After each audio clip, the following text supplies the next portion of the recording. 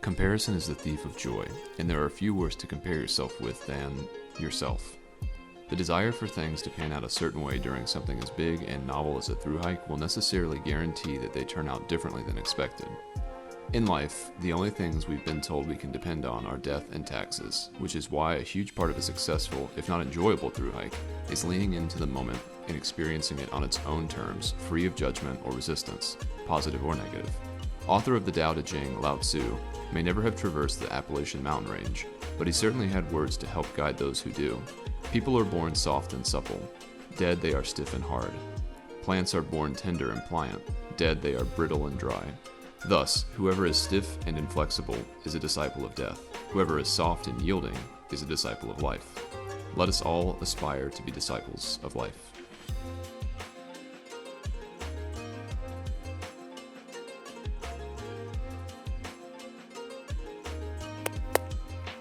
All right. We are here in Shenandoah Valley. We're actually at my place. I picked you up from trail yesterday. We're with Stick the Eagle, widely known on YouTube on the Appalachian Trail this year. In the year 2024, we got to talk with Stick a couple months ago. More than that, right? By this time, it was early February, around that time, and you had yet to begin your journey, and you were preparing, and now you're out here. Not only are you out here, but you are how many miles into your journey? 1,020. 1,020. Congratulations on 1,000 miles. That is one heck of an accomplishment. How are you feeling right now? I think it's still sinking in that I'm here at 1,000 miles, that I've walked. Like, what is 1,000 miles?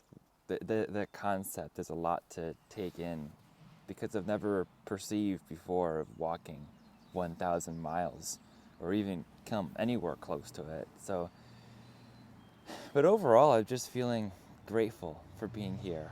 I'm trying to make sure that I stay on that gratefulness piece, the gratefulness to just be where I'm at in every moment, and not to look in the past too much or ahead too much. And just be here in the present moment. And thank you for picking me up and allowing me to be here. It's been great being here too, and being able to see you in person. I really appreciate that. It's part of what being here in the moment and being grateful for the moment is really a part of. Yeah, I wholeheartedly agree. I'm very glad to have you here, and I've really enjoyed your company. That's one thing I'd like to say for those who are watching. This man right here is authentic. He's true to himself, and what you see online, and this is not always the case, what you see online is what you get in person as well. So, and I can attest to that. So I've really enjoyed your company. You mentioned that it's kind of hard for you to process even just 1,000 miles.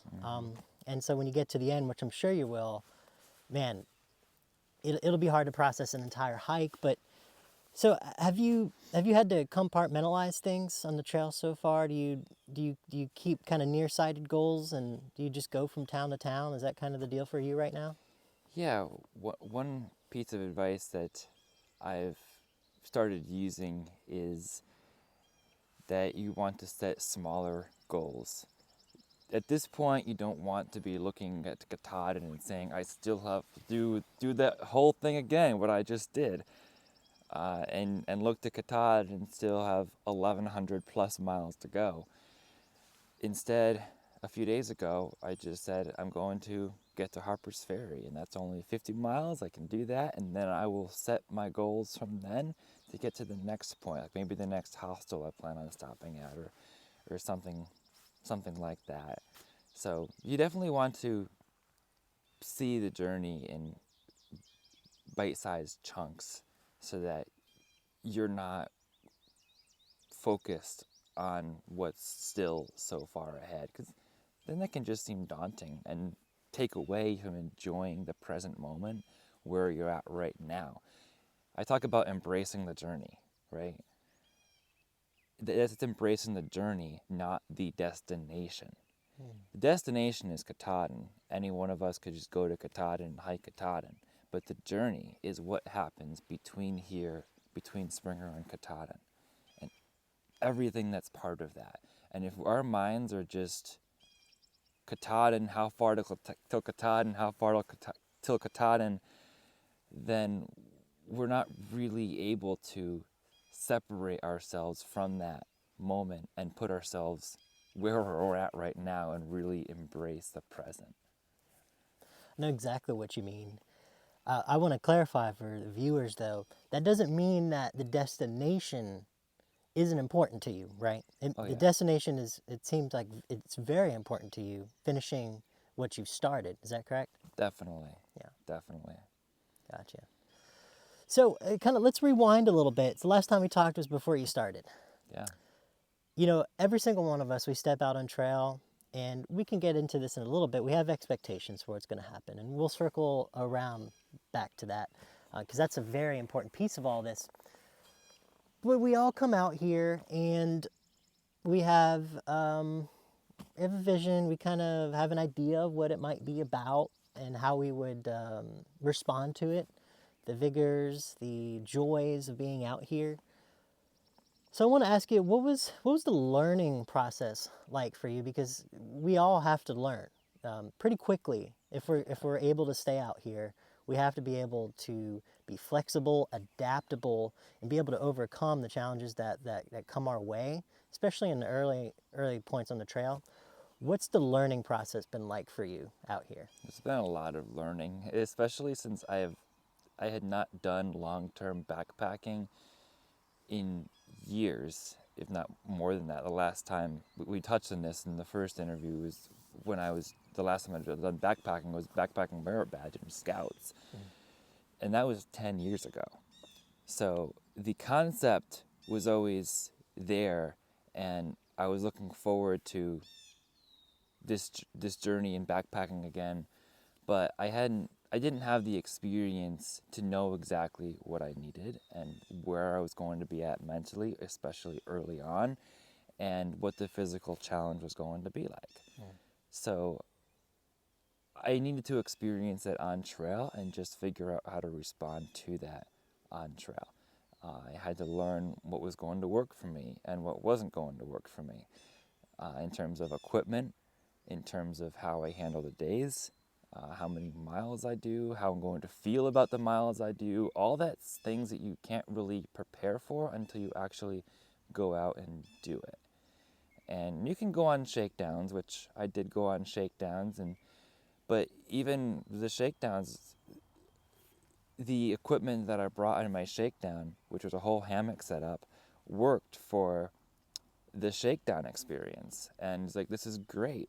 But then when I'm carrying that extra weight, longer miles than I ever got to on my shakedown, I start to feel that weight and be like, there has to be a better way to carry less weight. And then I start thinking about that a lot more as I'm walking 15 miles as opposed to just 5 on the just weekend shakedown when I can fit it in. So it's been a learning process of switching out gear. It was a big thing early on, switch a lot of gear out to save weight and to figure out things that I'm not using that I can send home, because it's kind of like a packing your fear kind of thing. If you figure out, one tip I actually got early on was that if you haven't used something in the first 72 hours, you probably don't need it. So unless it's something like maybe spikes, I didn't have spikes, but maybe like if you have like micro spikes for snow or something, if there's something that you might need like that. But there might be some exceptions to that. You consider every piece of gear, but for the most part, yeah, if I hadn't used it, it can go. As far as the mental side, early on, I had to convince myself that I was capable of continuing to do this every single day. So it was natural to doubt myself when I was using a new piece of gear that I traded out. I traded out a tent for my hammock.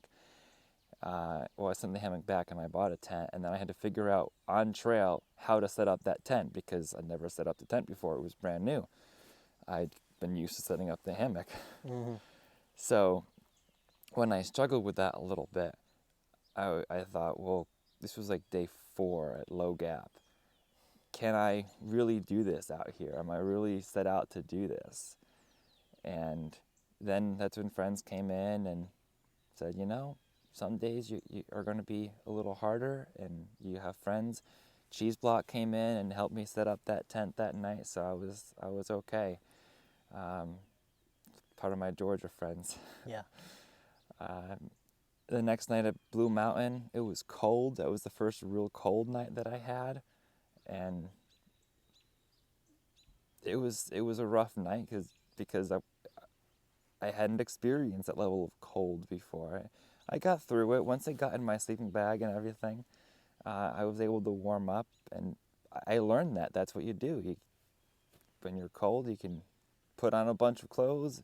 But, I had to learn that by doing it because I'd never been in that situation before. Yeah. So some of those things you just learn, and just keep convincing yourself. Just keep going another day. Just do it again tomorrow. Tomorrow's going to be different, and we're going to enjoy it because it's that different. And I think it's when we have a difficult moment on trail, which they always come. They'll always be there when we have to try to convince ourselves that we're still made out to do this, that we can still keep going. I think the best advice is just to do it one more day or do it 2 more days. Tell yourself you got another day or 2 in you, and see how, because it turns around pretty quickly because every day is so different. Yeah. I love how you mention both aspects of the learning process, right? The mental and the physical, and there's so much encompassed within that. I mean, the physical, I think a lot of what comes with that is the gear. Like you said, you have to be able to, and it's kind of one and the same, right? With the mindset, you have to be able to have an adaptable, flexible mindset in order to get to a place where you're open to changing things. And I think that's a massive piece of all this. And this is a place where a lot of people find really hard to get to. Is you have all these preconceived notions of what's right and what's wrong and what's best for you and what's not. And the trail is going to dictate a lot of that for you. And you're going to have to be able to adapt very quickly.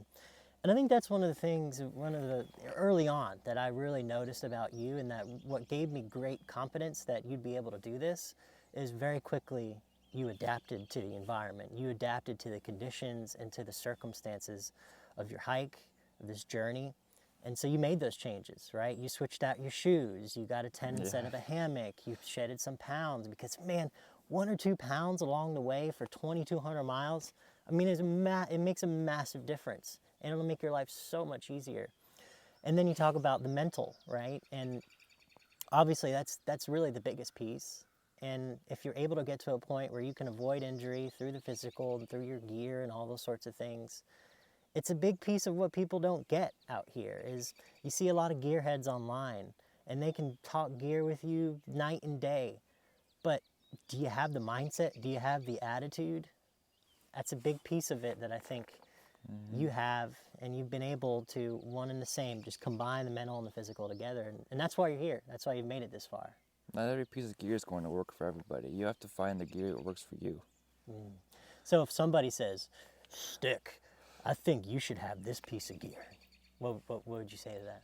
Well, I might look into it and see what it is, see what the benefits and benefits or any cons might be of it. But ultimately, if something's been working for me for this long, I'm probably going to stick to that. But I'm still have an open mind. I'm always open to continuing to learn and adapt if there's something better out there. I mean, I just got these smart water bottles in Virginia that one of my friends, MP3, recommended, and they were trying to tell me from my shakedown, you need these. And I was like, well, this is working for me right now until it didn't. And then it's like, I'm going to try that. And that wasn't until Virginia. So there might be other things that I can do better, that I'm still learning, and you know. I think that's a major piece of it, man. And I think you got it. And I was going to have a conversation with you about this. Obviously not needed with you, but when you find what works for you out here and you are really able to understand that hike your own hike, it's a very passive aggressive saying out here on the trail, but I mean, it's true too. You have to hike your own hike. Sometimes we're not open to other things, to other possibilities, to things that may still improve our hike, even though we've made it this far. Yeah. So I think that's a crucial part of it. I think that's something very admirable, that you are willing to hear people out and you're still open to the world and to what people have to say, and to new things. Yeah.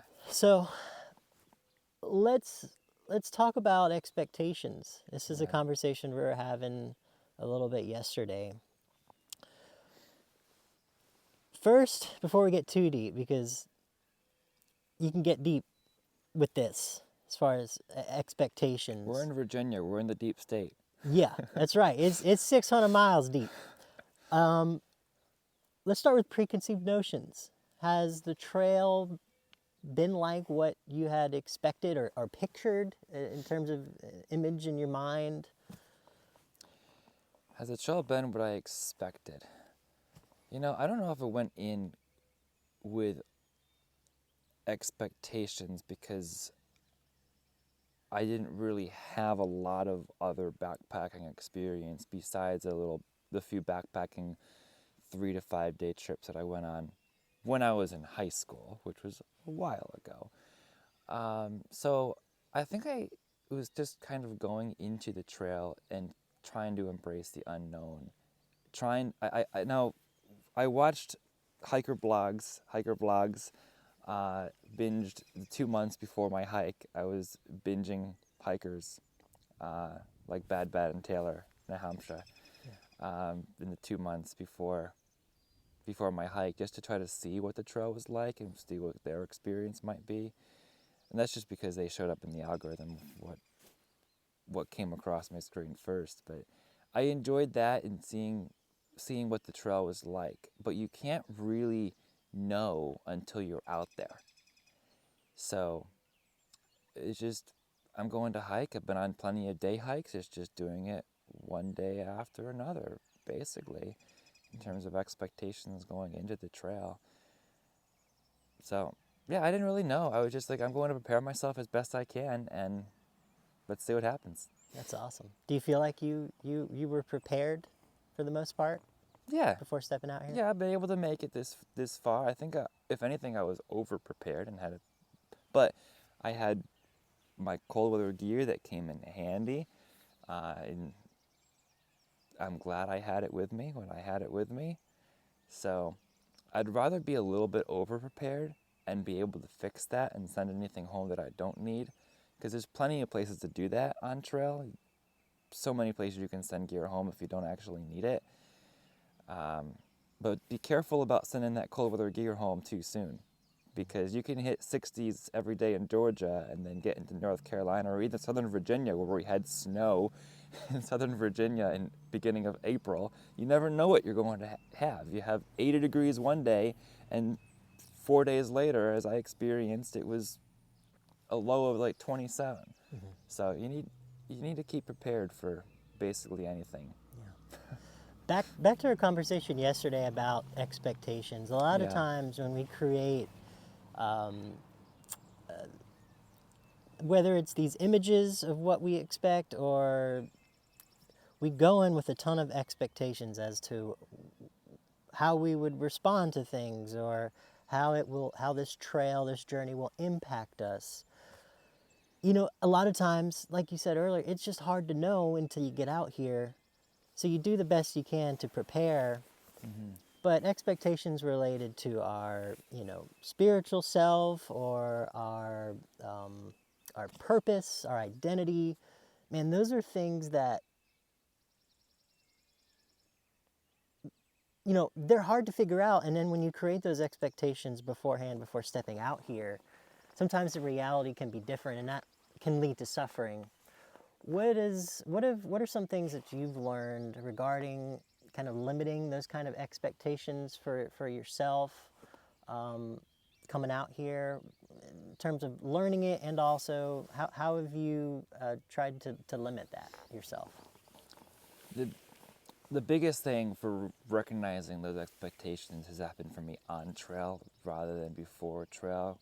Like I said before, I didn't really know what to expect, but on trail I've created certain expectations for myself, even in the day-to-day. I'll look at the profile, the elevation profile on the map, and if it looks flat, be like, oh, that looks pretty easy. I can cover 20-25 miles easily today or tomorrow, whenever the day happens to be. And it'll be a nice easy day. I expect that. And I put that expectation in my head. Mm-hmm. And then when I get out there and see that this flat profile is like little ups and downs or boulders to climb over, like almost like the whites, it seems. It's just like jagged rocks every direction. You have to really slow down on that. It's not just a dirt path, it's an easy walk in the woods. So the elevation profile does not show that.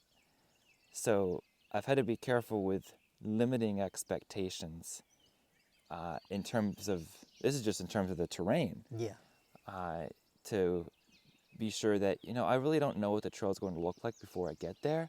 So I need to work on just walking north, seeing the trail as I get there, and not making a plan like I can get to this point by this time, or I expect to get to this point by this time.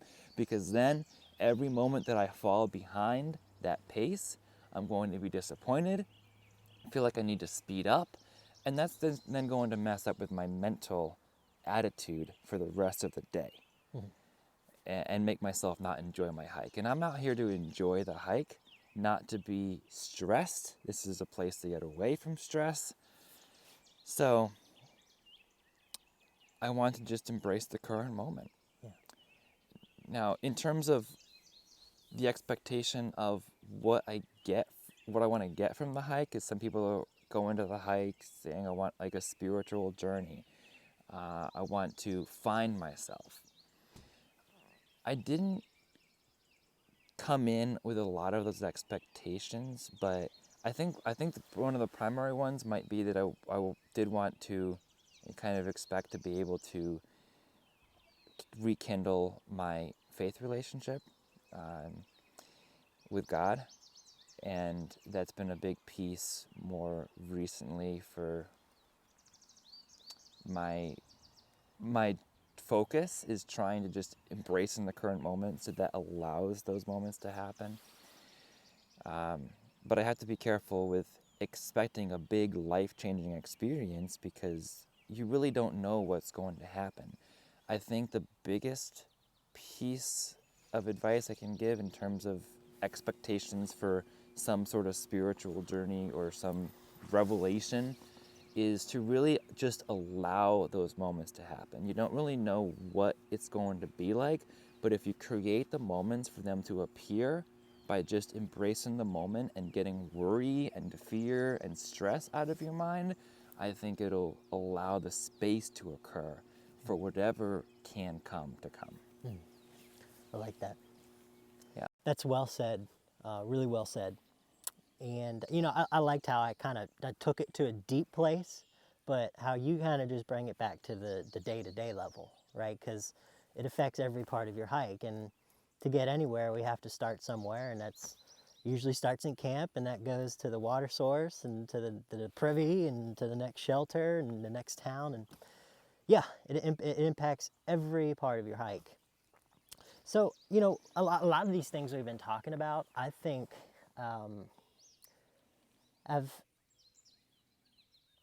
we've certainly gleaned a lot of wisdom and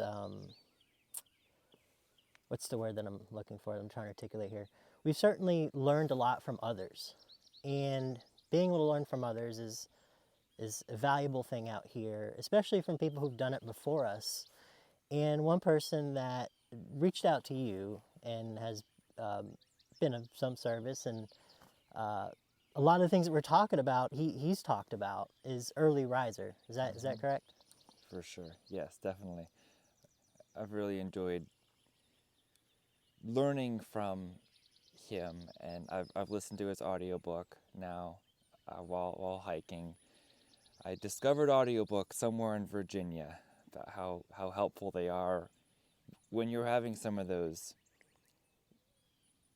down moments. You just plug in an audiobook and you can distract yourself with something else, and then they always have the way of uplifting you.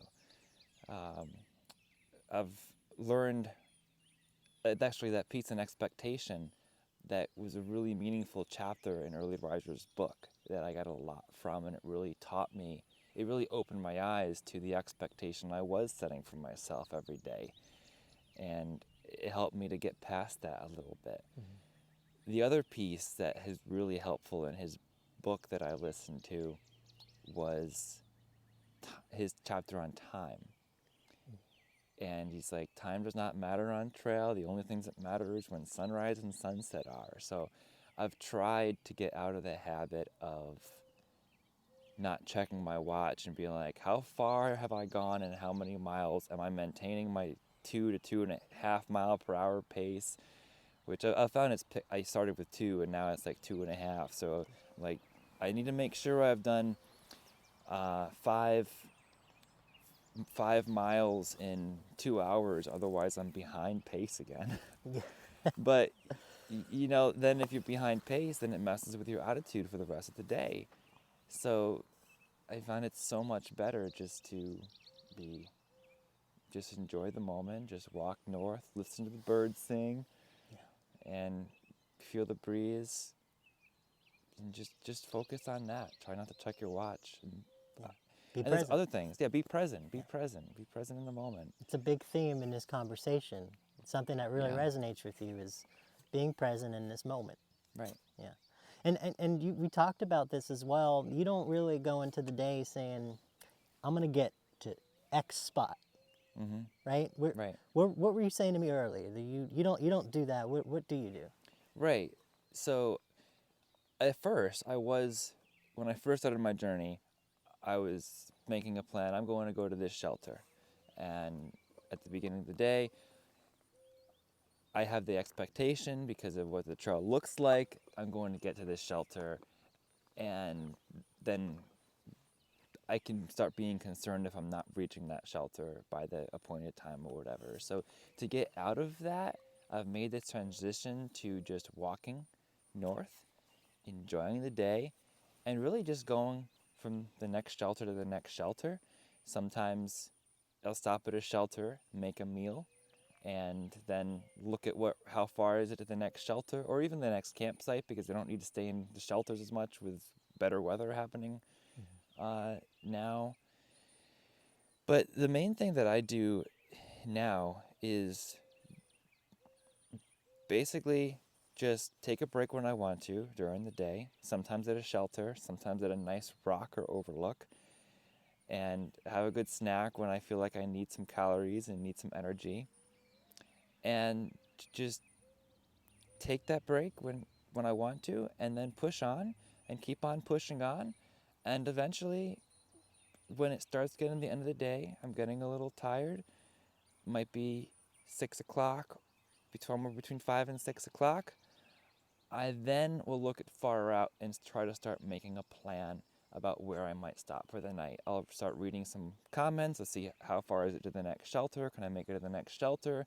Or if I'm like at a shelter at 5 or 6, now because it stays light till 8, I try to maximize my daylight. So I'll look and see what campsites are available or what stealth sites might be available, and just see how far I feel like walking for the day. So I'll make some sort of plan about how many more miles I think I can cover around 6 o'clock that day, instead of making that plan first thing in the day and then being ruled by those expectations for the entire day. Rather, I'm just ruled by it for 2 hours. Yeah, that's awesome. Well done. So we've made it 1,000 miles. You're just a few miles outside of Harper's Ferry, the spiritual halfway point. Your body's feeling okay? You're feeling good for the most part? Yeah.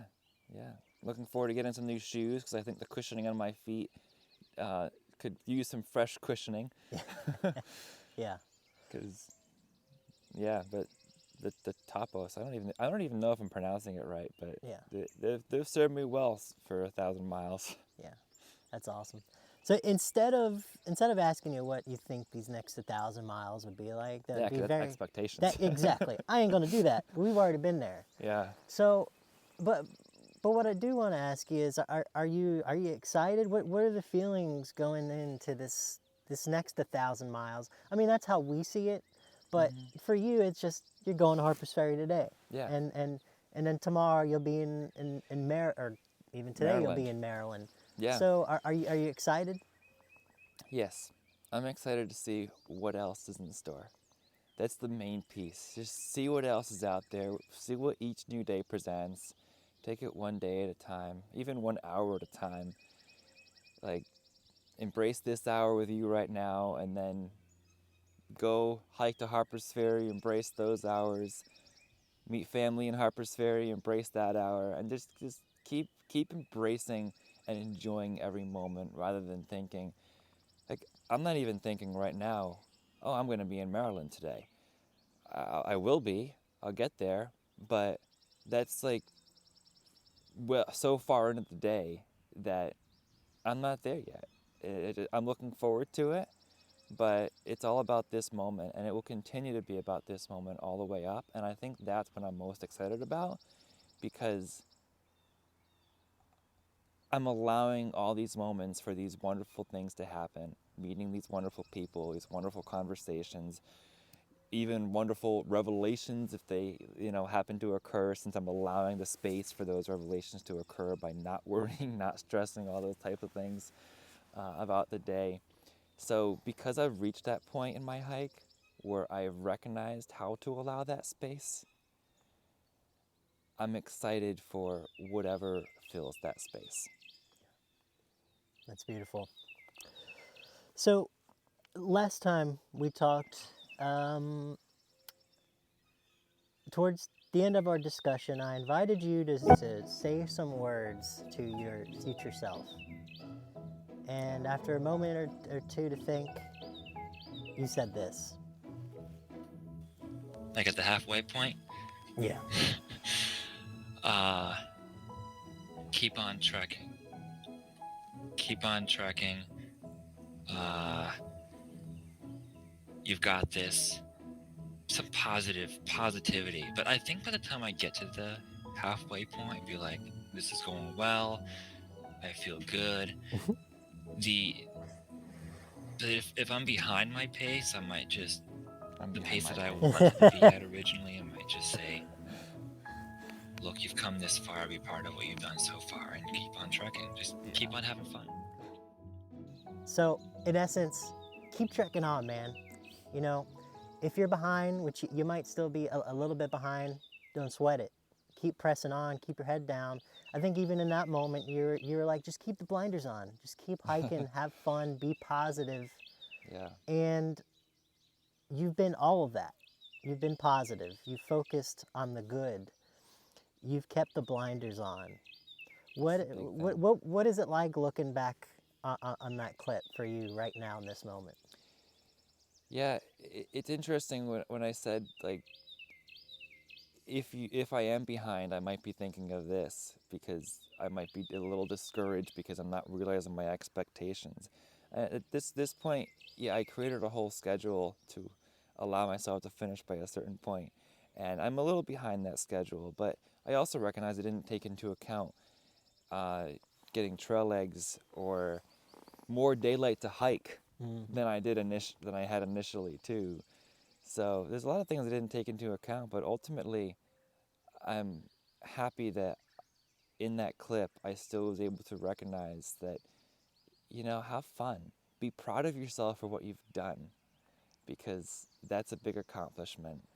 And the having fun part is essential for why we're out here. Why are we out here if we're not having fun? It can't turn into something like work and I have to do this every day. No, I get to be here. I get to do this, hike every day, and have fun doing it. Yeah, the attitude of gratitude. Yeah. And you're right. This is a great time. These are the best of times, and I'm envious of the seat that you're in right now and the point that you're on in your journey. It's a wonderful time, and I'm very happy for you, and I'm also very proud of you. So I'm very honored to be able to talk with you, for you to give me your time, and to just been able to hang out with you. It's been good vibes, you're good company, and I'm excited to see how the rest of this journey unfolds for you, and look forward to staying in touch. So thank you, Stick. I appreciate you, man. It's been a lot of fun, and thank you for your time as well. Absolutely. So if you're watching, go follow Stick if you're not already. Can you plug in your channel? Yeah, I'm Stick the Eagle. If you go search up Stick the Eagle, you'll find my real name, Brian Meebank. But I'm Stick the Eagle. Go search YouTube, search Stick the Eagle, YouTube, Instagram, and you'll find me. Gotcha. So why don't you look in that camera? Give him your sign off. All right. Let's see. If you, I need to get in that. I need to get in that moment. Get in his face. You caught me there. No, you're fine. You don't have to. But